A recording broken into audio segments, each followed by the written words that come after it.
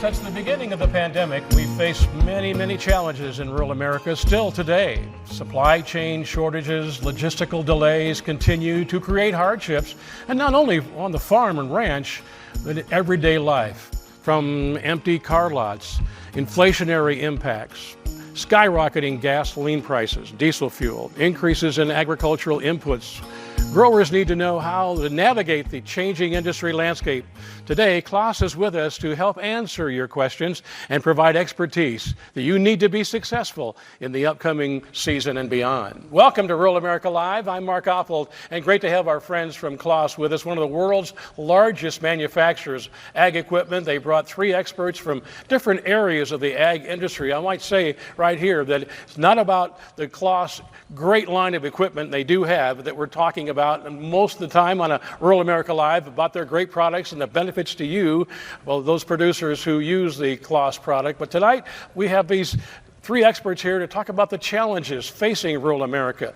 If you've watched our shows before with our friends from CLAAS, you'll recognize my first guest, joined by Eric Raby. He is Senior Vice President for CLAAS Americas region. Eric, good to see you again. Hey, good to see you. Thanks for having us back. Good to work with you. Grow up on a farm in western Kentucky. I did. Grew up there, mainly cattle, tobacco, some hay, and then had the opportunity after that to go into the equipment business. First as a technician apprentice, and then worked my way into working for manufacturers over the years, both here in North America, but also spent about 3 years in Europe as well. So wow. It was quite an experience. I enjoyed it thoroughly. And I'm sure, like we talked about, no year like this year. I mean, you learn something every year in your capacity, but well, this year, those are notes that hopefully you don't ever have to use again, I will say that way. These can become their own chapters in that book. Yeah, exactly right. Good to see you again. Good to have you here. Let's also welcome Kurt Blades. He is Senior Vice President of the Association of Equipment Manufacturers, an organization that provides support to manufacturers that support farmers and ranchers. Kurt, welcome to our show as well. Hey, thanks for having me on today. You bet. And also a farm background near my home territory in Missouri. I am a farm kid from Northeast Missouri. Shelbine is the name of the town. Mm-hmm. We raise corn, soybean, wheat, and cattle. And a little more background in getting into the association here. You bet. I'm representing the Association of Equipment Manufacturers. We have about 1,000 members all over North America, representing 5 sectors: ag, construction, forestry, mining, and utilities.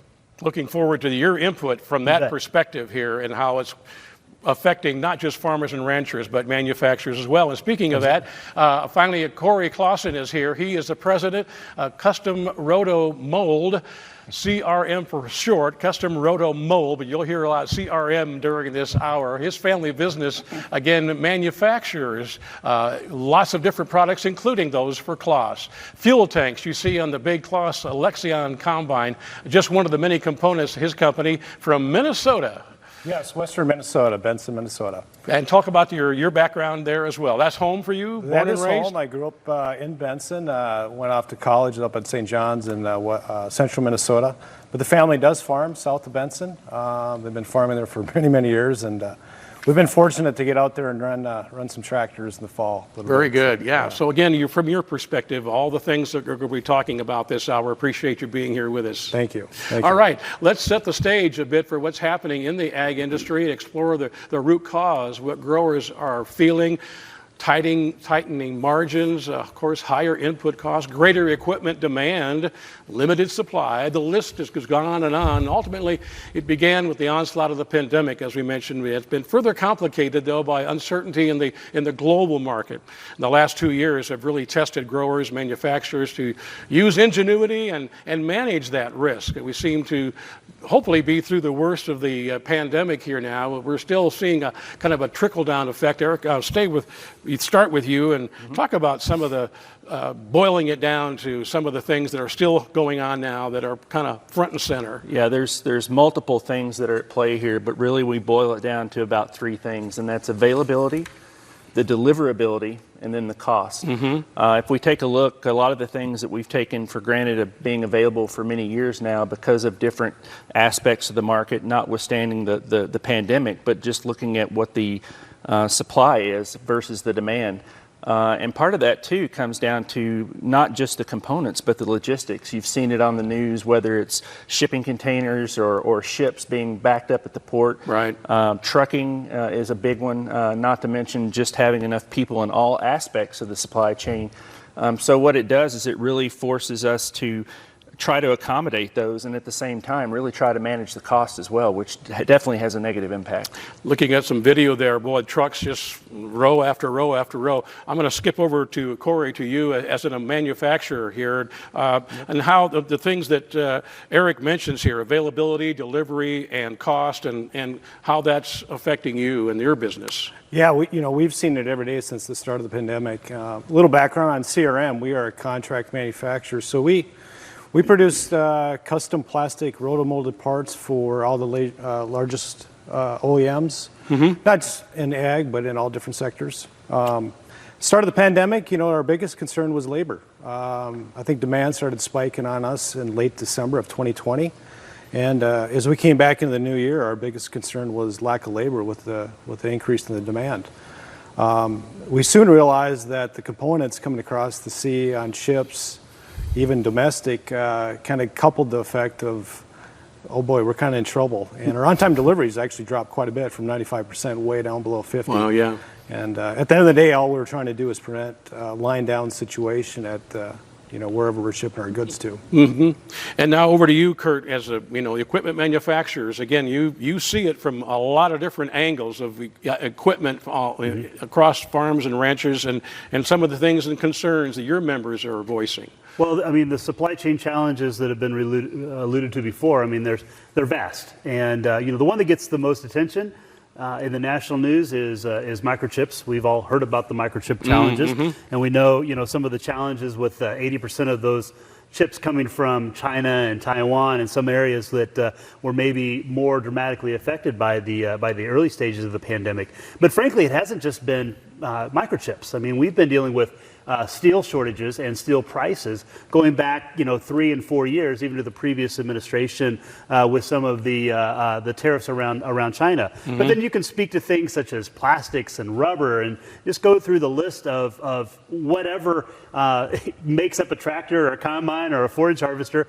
It's kind of been having some supply chain issues, and it's not one thing; it's a number of things. Perhaps it's a drought in Texas that caused a foam factory to go down, or something like that. The things that you wouldn't have thought of. Wouldn't have put the two together. Absolutely, but it all impacts the supply chain, and just made a little bit worse by the pandemic. And a couple of more, just to add on, we've kind of touched on them: transportation, labor. They're high on everyone's list, I would think. Absolutely. I mean, transportation is very real. We've got some videos that's showing that, but we showed the shipping containers. But I think, as Corey had mentioned, this started with a labor challenge, but really kind of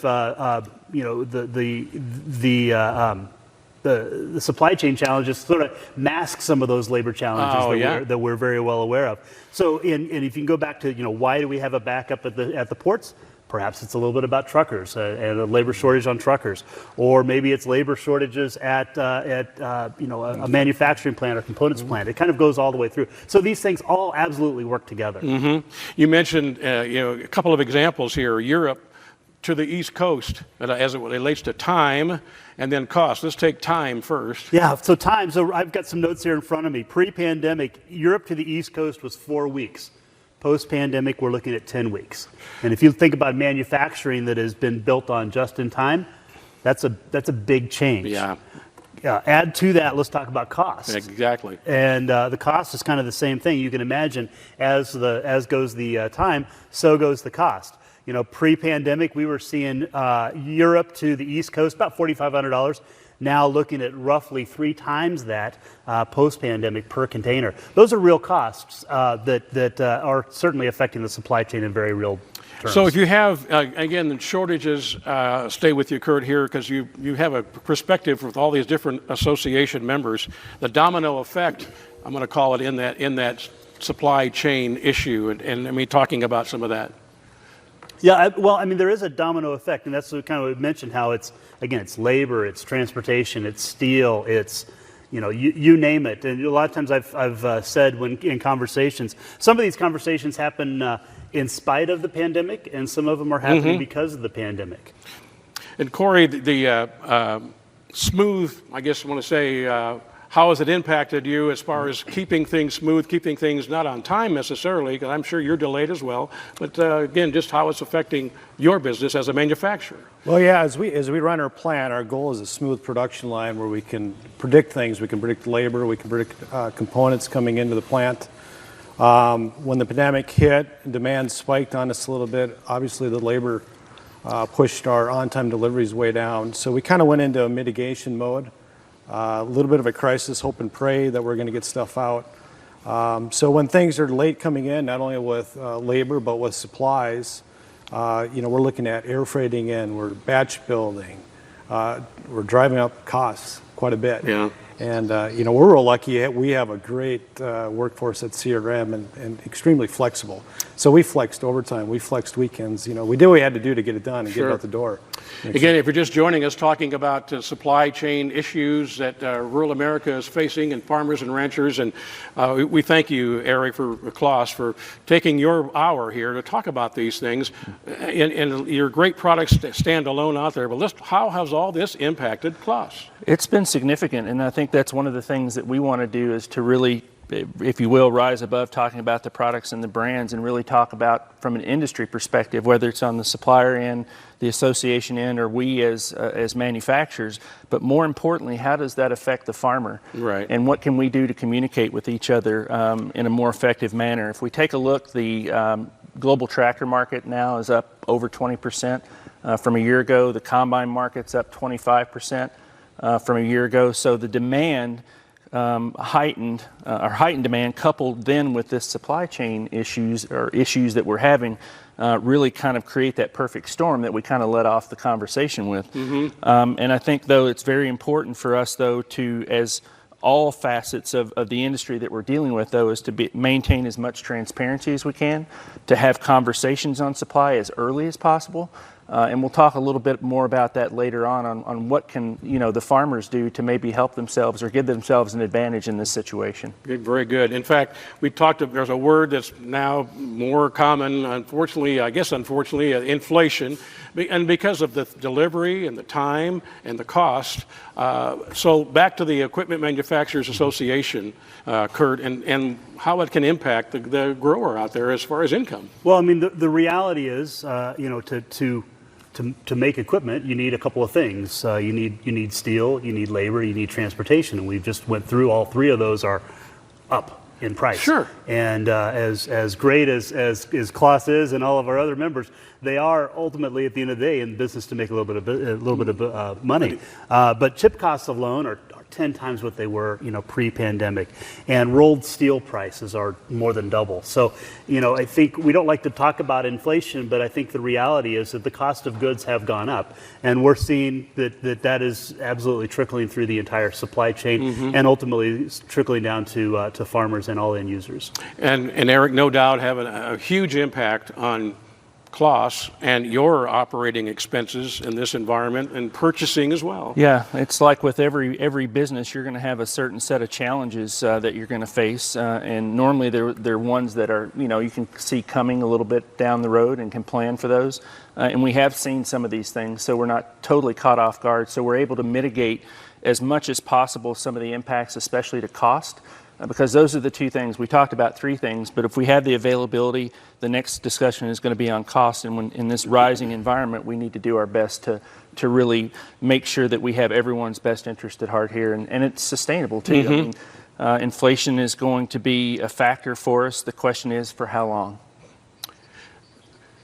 Again, on top of everything else here, we've talked about here, talking about expenses, and Kurt, over to you, the market, and how manufacturers are assisting, I guess, if you could use that word, in this whole process.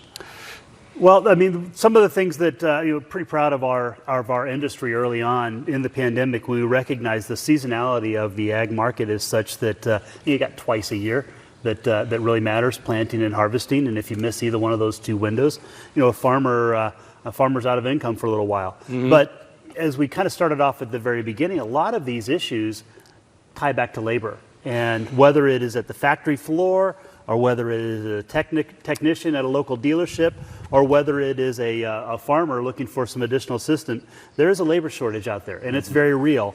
And it's beginning to, it's going to be with us probably for a little while.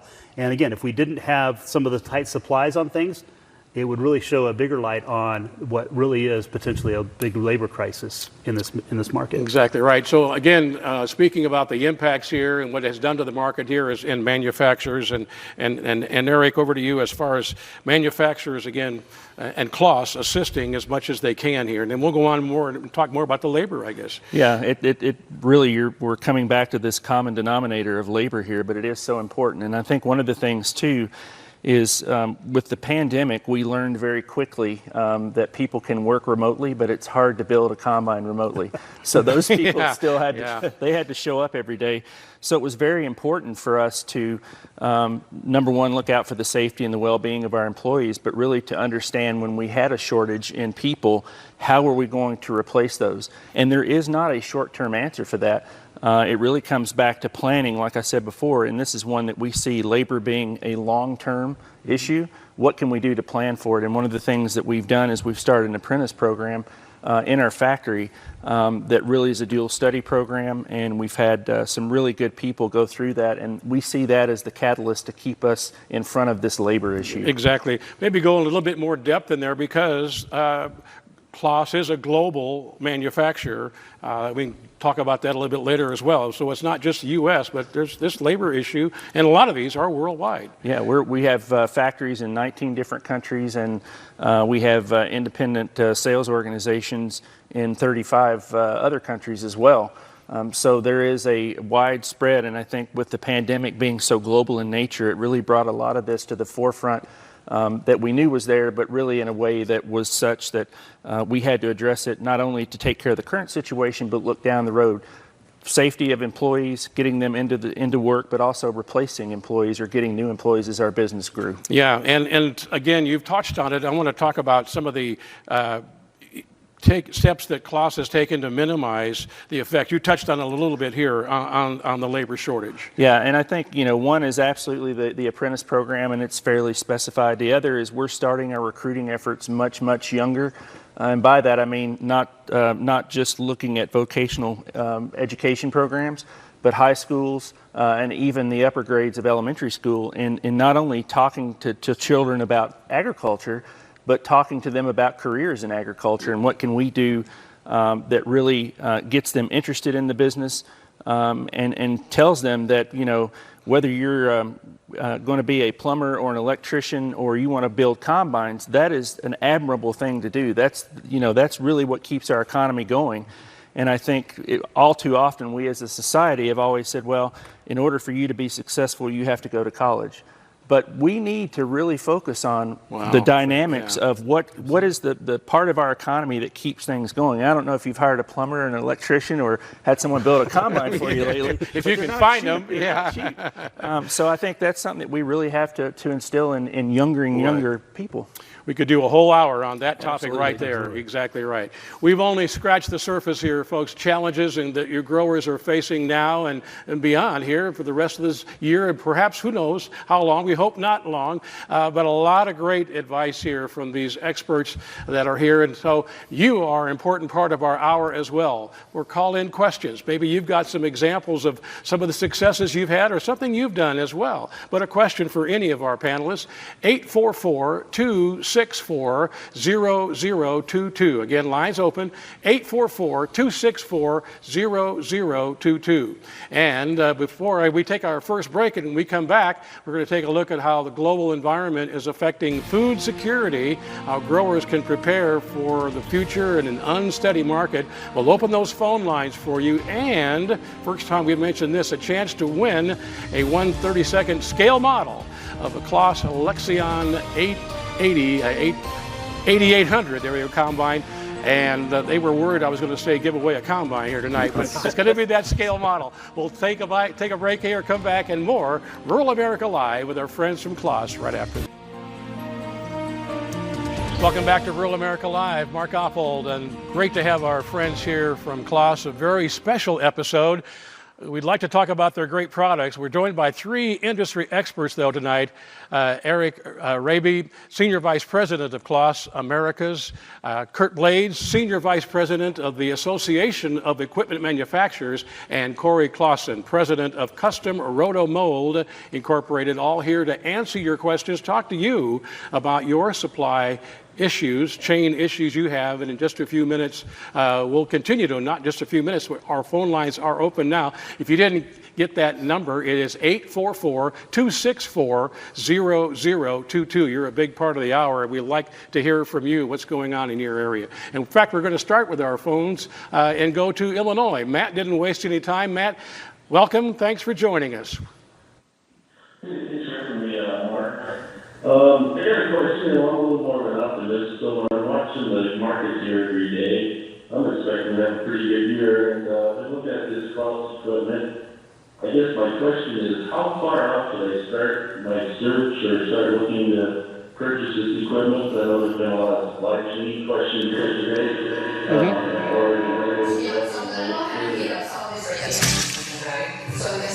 Okay. So when should we, I think there was a little bit of interference there. When should I start, if I can rephrase, Matt, start getting ready for this growing season and beyond, I think, is where he was at. Right, yeah, Eric? I'd be happy to, and thanks for that call. People ask us this a lot, and used to we would look at least 12 months. That was kind of the minimum. That has now doubled. And the sooner that we know about what the requirements are from the farmers, and this is not just for equipment, this would be for any input that someone would need, whether it's seed or fertilizer, which I'm sure they have that in the barn now and getting ready to use it. But obviously, the sooner out that we know what the requirements are, the better able we're going to be able to give a date on that and to source the components. So that's one of the things is start now with giving us your requirements. Very good. Thanks for the call, Matt. Again, that leaves the line open for you to join our conversation with our friends from CLAAS, the equipment manufacturers, and CRM. And so everything is globalized here these days, including agriculture. CLAAS is very much a global market. Eric, talk to you about the role that CLAAS plays in that global arena. Sure. As I said earlier, we have manufacturing facilities in 19 countries, and we're doing business from a, if you will, an on-the-ground sales standpoint in 35 countries as well. But we also have importers set up in lots of different countries around the world. So we are truly a global brand, and we right now, in terms of turnover, we're the 5th largest agricultural brand in the world. Mainly focused on harvesting and tractors, a lot of self-propelled equipment. But that's one of the things too that I both enjoy about working with CLAAS, but also that gives us a viewpoint that transcends just beyond North America or just beyond the United States, and really see what is going on out in the world in terms of farming practices. But the other thing, and it goes in line with this conversation, is how can we help to mitigate some of the risks around the world when you might have for instance, in Brazil, it's dry this year, so they're not going to need as many machines. What can we do to then take some of those machines here to offset some of that, some of that supply issue? So that gives you a little bit more flexibility. I'll call it just global diversification to be able to work through the ebbs and flows of the industry. Very good. Again, the line's open for you. The number on the screen, those of you following along on Sirius XM, 844-264-0022. I'd like to hear from you as well. So let's, Kurt, back to you. And how has the need for, say, food security, just to kind of talk about that a little bit, impacting the global supply in the ag market? Well, I mean, I think everyone that, most of your audience are going to be rural areas and from farm areas, so they appreciate where their food comes from. But we know that we're a few generations removed from that. And one thing we learned during the pandemic is how to appreciate where food comes from. And, nothing draws attention like an empty grocery store shelf. Wow, so that points to how important food security is, both from a obviously from a nutritional standpoint, but also from a just a good global security standpoint. But the reality is we're in this global market where we rely on different parts of the world to supply different pieces of grain, because we are in a global market. But the pressures that we're feeling here in the United States, whether it's related to the inputs of fertilizer or seed or crop protection availability, or labor, those impacts are not limited to North America. They are absolutely everywhere in the world.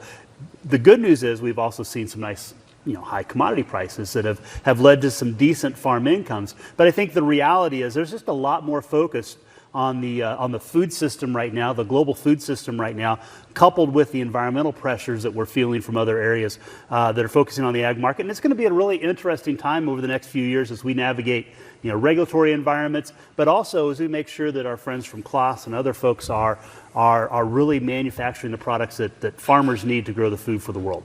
Zach, go ahead. Yeah, Now, please. one thing I'd like to add in, Mark, too, is I think when we looked at the pandemic and we went through that, people said, what lessons did we learn? I think we're going to have this same educational situation here. That we're going to learn things. We're going to find out better ways to do things. So when the supply chain issues have gone away or whatever, we have gotten better. We've gotten more efficient. And subsequently, whether farm income is great or farm income is under stress, we're able to accommodate that in a better way than we did before. Yeah, I said at the top of the show, you learn something every year in all of your capacities, but this year, careful notes. And if we can get through this year, I think we all are stronger, better, and can address future issues. Absolutely. All right, back to the phones. David from Kentucky giving us a call. David, welcome. Thanks for calling. Yeah, thank you. I have a son graduating from the ag program at University of Kentucky. Where can I find out some more information on your employment opportunities? That would be wonderful. You're hiring. We're addressing. You just got an assistant. And I can help speak the language too if you're from Kentucky. So just go to our website, claas.com. That's CLAAS.com, and there is a section on there for employment opportunities. And we'd love for you or anyone else to feel free to take a look at what positions we have available and look forward to hopefully meeting you someday. How about that? Yeah, maybe expand on that. That's a great question, David. Thanks for the call because it brings up another topic. We talked about the labor shortage. Mm-hmm. You talk about any company, I'm sure you experienced that in Minnesota, having the labor force, but again, in equipment manufacturing or in sales and marketing, whatever it might be, agronomy, they need these college graduates from rural America, don't they? Absolutely, yeah. That's really you take a look at us up here, we all have farming backgrounds. You don't have to have a farming background, and I think that's the important thing as well, is really telling as many people as possible really what agriculture is. And it will fascinate people that you can go in so many different directions and still be involved in feeding the world. Yeah, exactly right. You can produce Rural America Live programs like Carly is up there. See how it works? Very good. Thanks for the call again, David. Leaves the line open for you to join us, 844-264-0022. Kurt, over to you. And as far as additional factors that are driving up prices right here and now. Well, as we kind of discussed a little bit before, we talk about prices. If we're talking about the outputs, the commodity prices, we're in a global market, and so the weather in South America affects grain prices. Weather and demand in certain areas also affects the output side. But on the input side, there's some underlying factors that have been in play directly related to the pandemic. Mm-hmm. We talk about increases in fertilizer prices. Those are very real.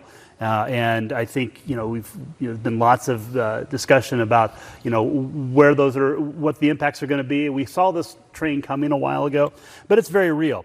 So as we talk about what impacts the prices, I think the key component here is we're in a global market, and as you know, there's some global disruptions, whether it's supply chain or geopolitical issues or whatever it might be. There are issues, and those are the kind of the underlying factors that are really kind of driving to what's affecting the prices of the ag at the farm gate right now. So I'm going to stay on the abroad type thing and the rural side of things and all these factors abroad affecting farmers here. Mm-hmm. How would that be? Well, here's what we've seen in North America is that farm income has been pretty good for the last 24 months. Mm-hmm. And commodity prices right now are obviously showing up to be pretty high. Right. The downside of that, as we are very well aware, the input prices are also pretty high. Now, when we look at supply and demand of combines and tractors, the supply and demand of combines and tractors has actually been, the demand has been pretty high as well. Mm-hmm. At the beginning of the pandemic, we began to see a growth in tractor sales, and as you can see on the screen right now, since 2020 to 2021, we've seen a 25% increase in demand for tractors. Now that is, a lot of things, including a lot of ag It's tractors. combines. I want to make sure that. I'm sorry, this is combines. Yeah, Okay, so yeah. we can show a similar number for tractors as Okay. well. But 25% increase in combines, that is largely because of that growth in income. It's also because the fleet is aging just a little bit. But the thing I get most excited about when we start talking about the impact of combine sales, there's some new technology out there that's pretty darn exciting. And a combine today is 20% more efficient than its previous generation. When fuel prices are topping $5 a gallon, that's a big difference. Yeah, yeah. And then you get to, you had, I think, some statistics on forage harvesters here as well. We have it on tractors. So tractors Tractors? are actually up over 20% as well for that same period that Kurt mentioned on combines. Or we do have forage harvesters. There we go, forage harvesters. So forage harvesters way up. So we'd cut it all. There you go. See, we're good. Very good. All right.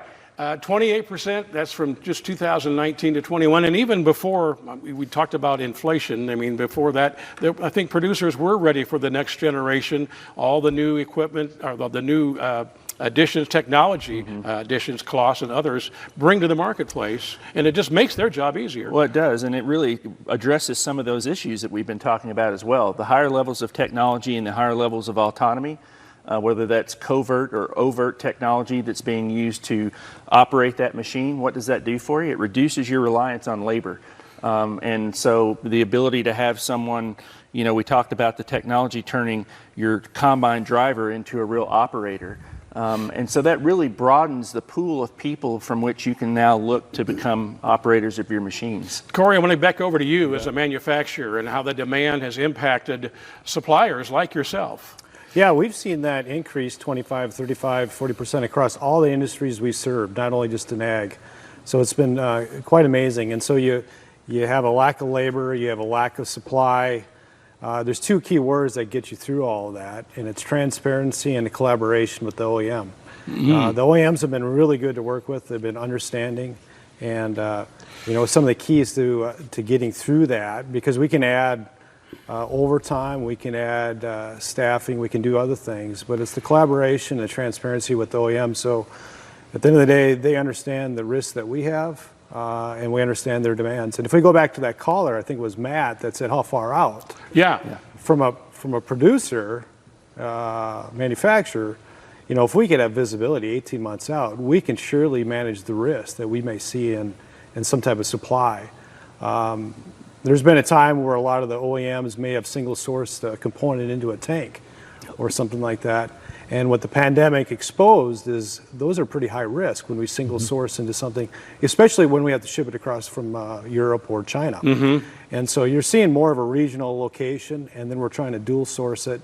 But through all that, we have to be really transparent about our risk, and we got to collaborate tier 2 suppliers, tier 1s, all the way out to the grower.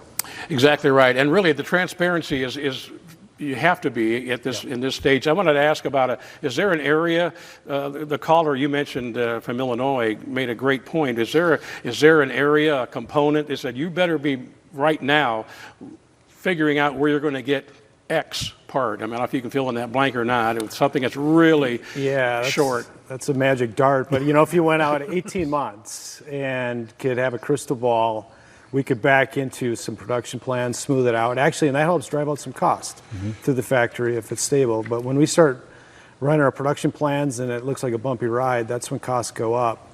And then if we can find some supply base that are more regional, it may offset some risk. At the end of the day, too, we're also looking to add surge capacity. We'll talk a little bit about that later, but add capacity so when there is some pushes on some volumes, we can get it done and get it out to the OEM. We have a question, and I'm trying to find it here, from online, and I don't know, I'm not pulling it up here. There we go. So let's see, we're at, with all this is from, I'm not sure I got the right person here. This is from Paul in New York. With all the issues that are currently putting pressure on systems, how long do you believe before it will be a return to normal of operations here? That might be that dart that you were talking about there as well. I'll start. Start that one. I don't know that normal has been redefined. I think the pandemic taught us that. But I think again, if we can learn from this and really start to take some of those practices on board as being part of that normal, we could foresee our lead times coming back to that 12-month period that, is kind of normal for our industry. But a lot of people ask too, how long do you think the current situation is going to last? And at this point, I don't know that I have a crystal ball that's going to tell us that because of the variability of some of the shortages that we're seeing. It's never the same thing at the same time. What today could be really in a good supply situation could stop at a moment's notice tomorrow. So it's really, the volatility is the big thing that we're dealing with. Exactly right. All right, again, if you're just joining us, our friends from CLAAS here taking the hour to help you through this situation. And they also have a giveaway to have some fun here later in the hour. And you might be a winner of the 1/32nd scale model of their Lexion 8800 combine. So again, give us a call. It's all going to rest on those folks of you that are calling in and getting one of those great combines. I've seen those at Farm Progress Show and Husker Harvest Days. Everybody needs one. They like the big ones too. Right? They like yeah. We're not going to give away a big one here today, so don't have to worry about that up there, John. Okay, I want to talk about preparing for the future. I'm going to kind of title this section here, and difficult to say when these issues are going to be resolved. But and Kurt, I'll start with you. What the industry might look like the rest of this year and into 2023. Well, again, as Corey said before, I wish I had a crystal ball because I could point to a lot of it and give a definitive answer, but we do see some trends that are continuing on. One of those is that the one trend is that farm income is projected to be pretty solid in 2022, and there's a pretty direct line to farm income and tractor and combine sales. So we can expect that trend to continue. But with that demand, I think those supply chain challenges that we continue to talk about are also going to continue to persist throughout 2022. So that's going to, again, not just one problem, but two problems combined lead to those delays that we're talking about. And the other thing we mentioned before, and I think it's going to be with us for a while, are the labor changes. The pandemic has changed the labor pool. It's changed people's attitudes towards work. It's changed people's work-life balances. And we haven't quite figured that out as an industry of what that's going to mean for manufacturing. As Eric said, you can't manufacture combine remotely. You kind of got to show up to the factory. And we also recognize that telework is a real thing for maybe service technicians and other things. We haven't quite seen how that's going to play out, but we're going to learn a lot in the next couple of months and next couple of years. Yeah, I think that's right. We're going to go back to the phones here. Thanks again, those of you who are calling in, 844-264-0022. And Gary has called us from Wyoming. Gary, thank you for joining us. You're welcome. Go ahead. My question is, do we really have a labor shortage as far as people are concerned, or is the lack of labor due to government paying folks not to work? I'll address this one. I mean, I don't want to get into the politics, but I will say that before the pandemic, 5 years ago, we were doing some strategic planning within the association, and the number one issue was labor shortage, and it was labor across the board. So, I think there are some other factors that have been made a little bit more obvious because of the pandemic, but labor has been a growing issue for 5, 10, 15, 20 years. It kind of goes back to one of the things that Eric said before, is that somehow, 20 years ago, we decided that it was, you were not successful unless you went to college.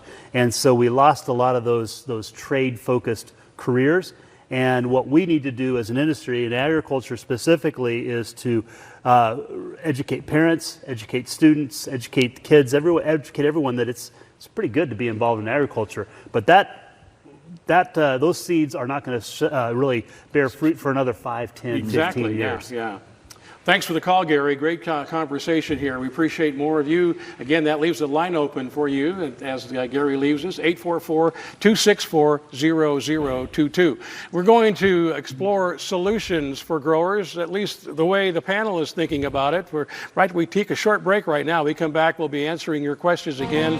Phone lines are open, 844-264-0022, and getting closer to giving away that 132 scale model of a CLAAS Lexion 8800 combine. We'll be right back.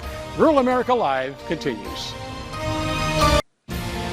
Welcome back to Rural America Live. Mark Oppold. We have world-class experts here, I'm calling them that, tonight with us to join us.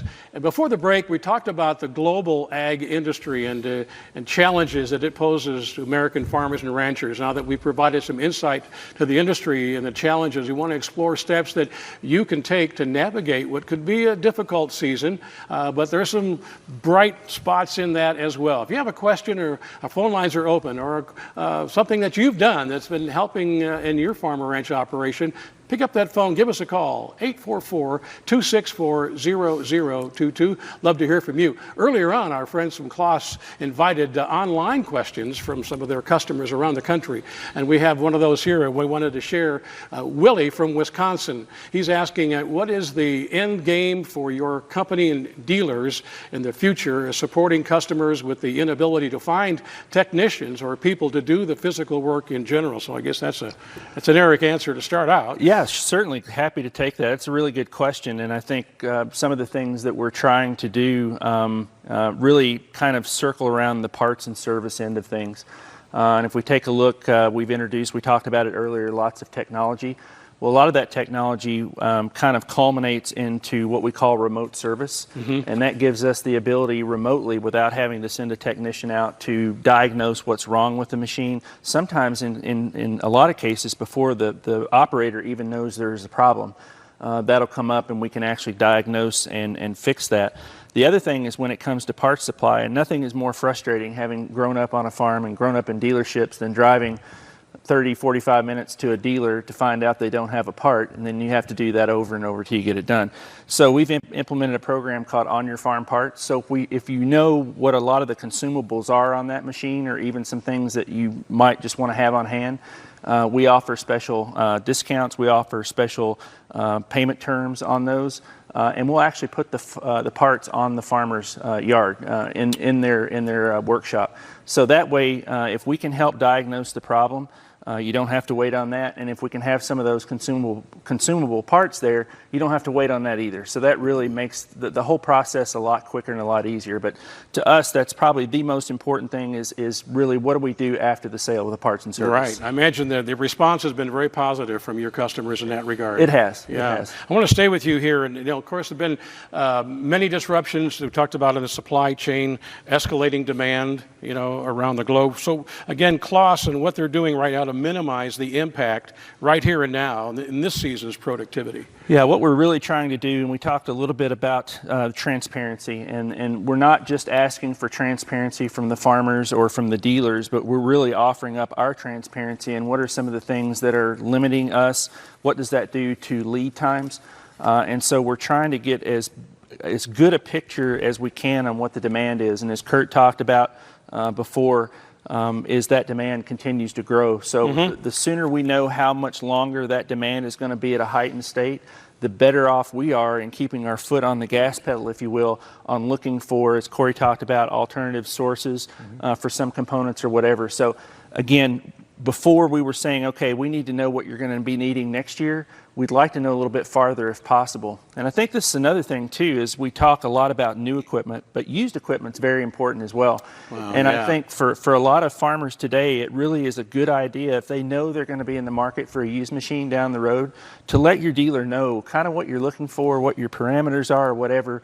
because they're going to be out and about. Because used machinery does not last long on dealers' lots today. So I think there's a supply chain, even though that machine is built, there's still a supply issue on used equipment that we need to be aware of as well. That's a great point. We, again, you invited some online questions here. We have one from Kathy in Nebraska. She's asking, what can we do at a local level to ensure delivery of the products that we need? And again, I think it goes back to really inviting that dealership to come out and talk with you. And this, again, doesn't center only around the equipment, but around parts. What's your consumables for parts going to be? What's that going to look like? Because again, we did, looking back probably about 18 months ago, we started to build our inventory up of our spare parts. In hindsight, it was a really good move because we're measuring fill levels, and I think the same thing holds true on those fill levels to the customers.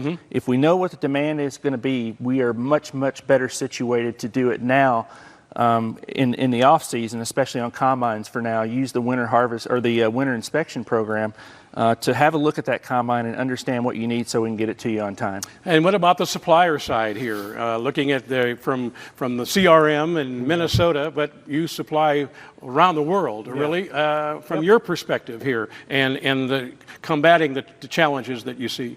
Well, we are seeing some positive trends. It's not all gloom and doom. Lately, our on-time deliveries into the OEMs have actually pushed way back up to 80%.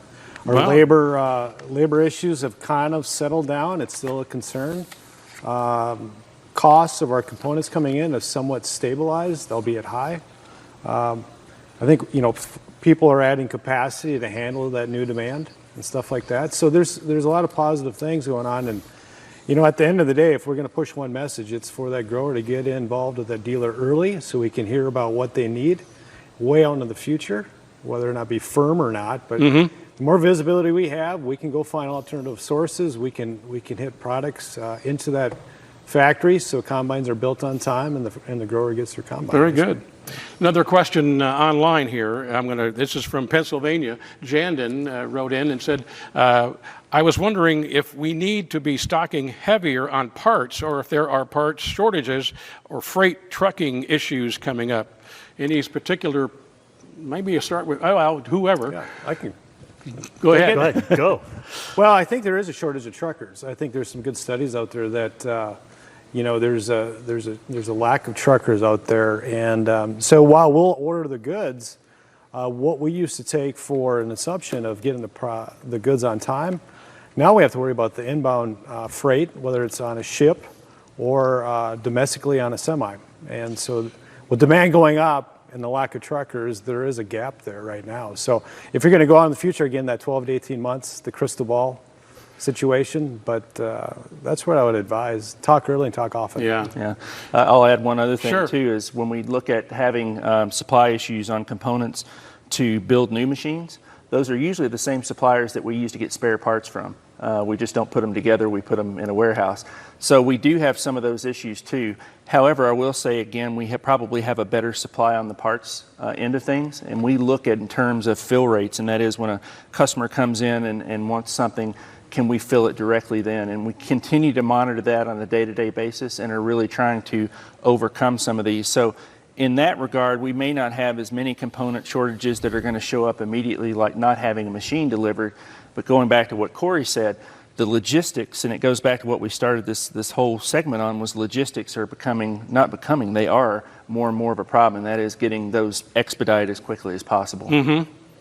Now, I'm going to stay with you here and about growers' experience and their preparations they're making now to maintain that productivity from CLAAS's standpoint. Yeah, from our standpoint in terms of, and I don't ever want to give advice to anyone, but I'll give some handy hints, if you will. Okay. And it's really saying plan as far ahead as you can and let as many people know what your plans are. Because wow, that's great. Yeah, and again, this is not just we came together and yeah, we all have equipment kind of on our brain, but this goes to anything. Is really start to let the people know that you're relying upon of what your needs are going to be, because those same people are relying on you for your business. So there is a symbiotic relationship there that needs to continue to be nurtured, if you will, especially in times like today. Now we're heading down the home stretch here before we run out of time. What about those people who say, well, I'm not looking at a new piece of equipment right now, Eric. What about, again, that used equipment? A little bit more, maybe your thoughts there. Well, and that's the thing. Used equipment is really fixed. I mean, right today, it's going to grow in the future. But today, the used equipment that we have is the used equipment that we have. We can't build any more used equipment. But I think it's very important, like with anything, is to let your dealer know what your requirements are going to be if you do want to buy a used machine in terms of capacity, and they need to be looking for that, because actually the availability of used machine in today's market is even tighter than on the new side. Mm-hmm. Again, because we're dealing with a fixed amount of machines out there. But certainly any other aspect of business too. Right now we haven't even put this year's crop of corn and beans in the ground. But if I were a farmer, and I'm sure most farmers have already beaten me to this, and again, this is not advice, this is a handy hint, I would be ordering seed for next year. Right now. Wow. Right now. Real quick on the equipment side, the used, I'm not looking at a new piece of equipment here from the equipment manufacturers that you represent. Well, I'll just echo what Eric said, is that it's not a bad thing to plan ahead. I mean, we love Lexion combines, but they shouldn't be an impulse purchase. So planning ahead is that's not so bad, is it? It's a 130. Well, you'll take it. But it's not necessarily a bad thing that we're planning ahead. But I think the key thing on new, used, or whatever it be is exactly what I say. It's communication with your local dealers, communication with your trusted advisors. Let everyone know what your intentions are, because the right opportunity will present itself. But we can't do that if we don't know. Mm-hmm. Very good. Well, we have a winner. Very good. 132nd model. All right. Lexion Combine. The answer, or the winner, is Willie from Wisconsin. Willie, if you're tuning in, we'll make sure you get that. We have all your information. And congratulations on winning the Lexion 8800 Combine. All right. I'm going to leave a few minutes here for all three of you to kind of closing comments. And Corey, I'm going to start with you down there. Yeah. Thanks for being here again. Yeah, thank you. Have a great year. Thanks for all the great input. Yeah, no, thank Anything you want to leave, if there was one thing to leave with the viewers and listeners tonight, what would that be? Well, I think the old way of doing business is kind of out the window right now, just with everything that we've seen through the pandemic. And through all that, it's created opportunities. We've learned a lot. But for that grower, I would get into that dealer early and often and start talking about what you may need, because that information will float into forecasts. That floats down to us as a manufacturer. That floats down to the tier 2 supplier. And the more we know, earlier we know, we can manage those demands. Right.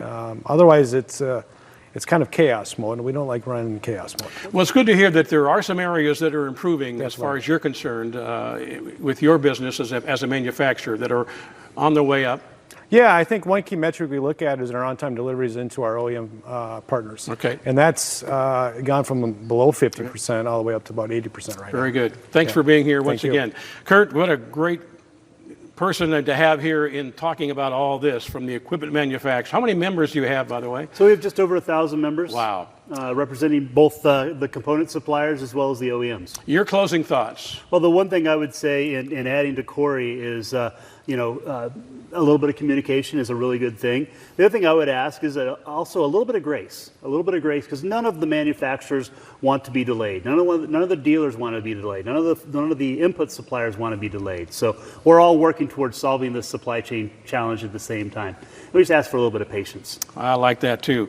About a minute left here. You have the last word. Thanks again for bringing these people on and taking the hour. We could talk about your great products, and I want to do that sometime because they are great products no matter what time of year. But your closing thoughts here and now about these issues. Yeah, I'm really glad that we're here and glad to have both Corey and Kurt here really added to the conversation. I think I learned some things, and hopefully our viewers did too as well. But I think in addition to planning, in addition to grace, is the other is to have some trust. Because again, even though we're in the business to sell things, if we don't do things correctly, those sales don't last. So it's incumbent upon us to make sure that we are earning that trust and keeping that trust. And right now, by asking for early communication and transparency, we're testing that trust a little bit. But again, we have to earn it, but we do want to earn that business. Very good. Thanks again for doing this for this hour. Hopefully Mark. we've been helped those farmers and ranchers out there as they prepare for the 2022 growing season. Thank you all for tuning in. And again, more information, CLAAS.com. There's a lot of great resources there. Good night from rural America's most important network.